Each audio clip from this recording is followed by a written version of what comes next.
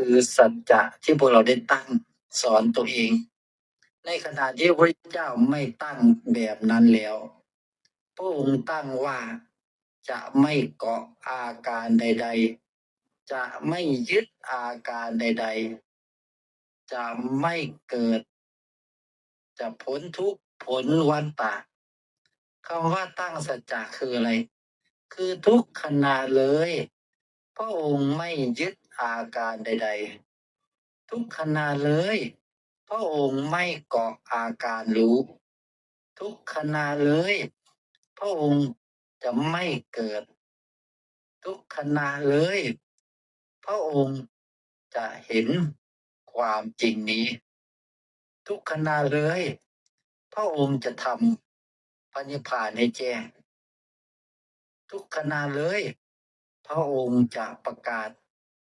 สัจจานี้พวกเราเข้าใจไหมสัจจะคืออะไรถ้าพวกเราเข้าใจว่าสัจจะคือการมีตัวตนมีเราเป็นผู้ตั้งและสัจจะก็มีตัวตนนั่นพวกเราก็ไม่รู้จักสัจจะธาตุเลยปราชญ์ผู้มีปัญญาที่ท่านบรรลุธรรมได้ก็ด้วยสัจจะทั้งสิ้นสัจจะที่ตั้งว่าจะไม่เกิดจะไม่ยึดจะไม่ถือครองจะปล่อยให้ธรรมชาติทั้งหลายเป็นอิสระไม่มีอะไรเป็นเราเป็นของเราที่ตั้งแบบนี้ตลอดเวลานั่นแหละเรียกว่าสัจธาตุมันบริบูรณ์อยู่ภายในเรียกได้ว่าเป็นผู้ที่เห็นชอบอยู่ตลอดเวลา